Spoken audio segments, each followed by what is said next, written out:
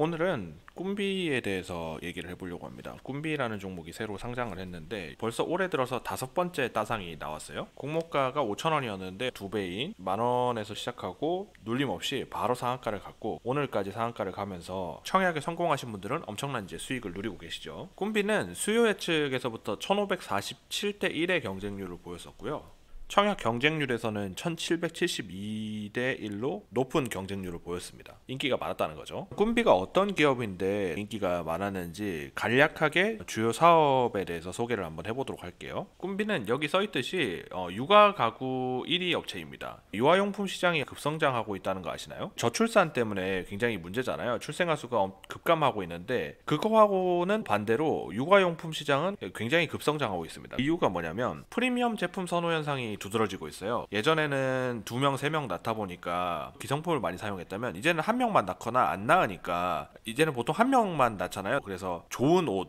좋은 가구들, 좋은 그 화장품 등등 이제 해줄 수 있는 모든 것들을 다 해주는 추세로 가고 있습니다. 오히려 그 한 명을 키우는데 들어가는 유아용품은 훨씬 더 많아지고 있는 거예요. 국내뿐만 아니라 우리 바로 옆 나라인 중국도 마찬가지죠. 중국 같은 경우에도 저출산 문제가 조금씩 대두가 되고 있고 산하 제한 정책이 폐지가 되고 출산을 장려하기 위한 정책들이 요즘 나오고 있거든요. 중국도 우리하고 문화가 어느 정도 비슷하잖아요.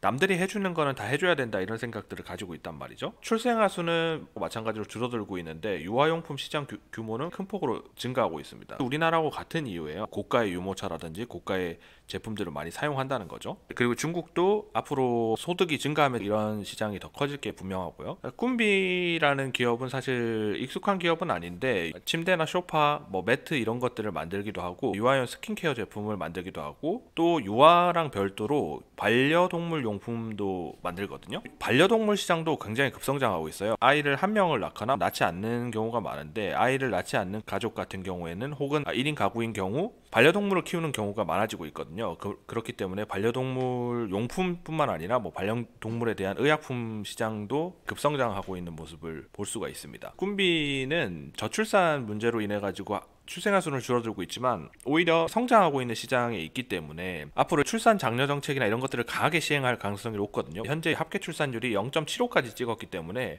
유례 없는 수준이란 말이죠. 이거를 이제 해결하기 위해서 저출산 문제에 진심으로 다가갈 가능성이 높은데 그거에 따라서 조금이라도 출산율이 반등을 한다면 출생아 수가 어쨌든 증가할 거 아니에요? 근데 출생아 수가 증가했다고 해서 예전처럼 뭐 유아용품을 사용 안 하는 게 아니라 이미 프리미엄 소비가 늘어나 있는 유아용품 시장은 그대로 유지가 될 겁니다. 그러니까 출생아 수가 늘어나면 늘어날수록 그대로 수혜를 볼 수 있다는 거죠. 반려동물 용품 시장 역시 계속해서 증가할 것으로 보이고요. 현재 꿈비는 유통 채널을 다양하게 만들어서 뭐 오프라인 매장, 온라인 매장, 뭐 인플루언서 마케팅 같은 거를 이용해서 열심히 매출을 끌어올리고 있는데 거기에 더불어서 우리나라가 프리미엄화 전략으로 유아용품 시장이 커지고는 있지만 저출산 문제가 심각하기 때문에 한국에 국한되어 있으면 안 되거든요. 그걸 잘 알고 해외 수출도 열심히 하고 있는데 개인적인 생각에는 이제 중국도 중국이지만 중국은 이제 저출산 문제가 일어나고 있고 물론 이 소득 수준의 증가에 따라서 당분간은 유아용품 시장이 계속해서 커지겠지만 이제 더 이상 이제 세계에서 제일 인구가 많은 나라가 중국이 아니거든요. 바로 인도입니다. 인도 같은 경우에는 인구 피라미드가 이런 식으로 생겼어요. 완전 삼각형으로 생겼는데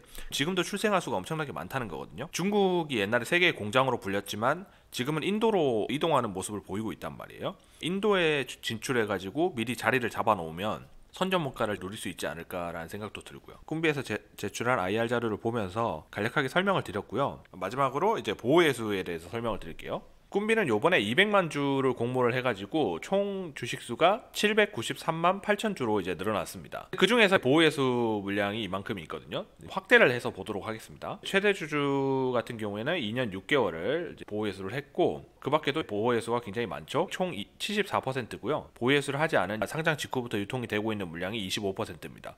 근데 요거는 정확한 건 아니에요. 왜냐면은 공모 주식이 100% 유통된다고 잡혀 있잖아요.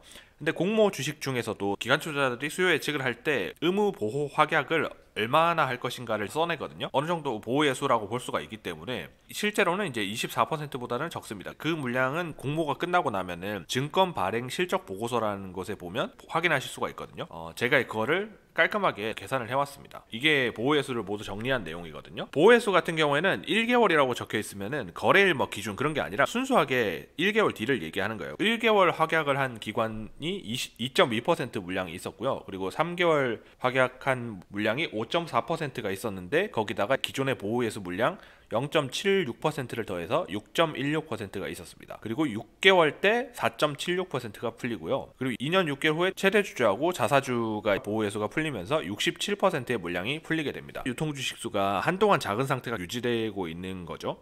그나마 좀 큰 물량이 풀릴 때가 3개월이 지난 5월 9일 날 물량이 보호회수가 풀릴 수 있다 알아주시면 좋을 것 같고요. 꿈비를 매매하실 때 제가 정리해놓은 이 날짜하고 수량을 메모해 놓으셨다가 나중에 매매하실 때 참고하시면 좋을 것 같습니다. 신규주에 대해서 첫 영상을 올려봤는데요. 새로 상장하면 어떤 기업인지를 모르잖아요. 그거에 대해서 간단하게 파악할 수 있는 그런 내용과 함께 향후 매매할 때 가장 중요한 부분이 보호회수가 언제 풀리는지 그 날짜와 수량에 대해서 정리를 해가지고 앞으로 올려보도록 하겠습니다. 그러면 다음 영상에서 뵙겠습니다. 구독, 좋아요 눌러주시고요. 감사합니다.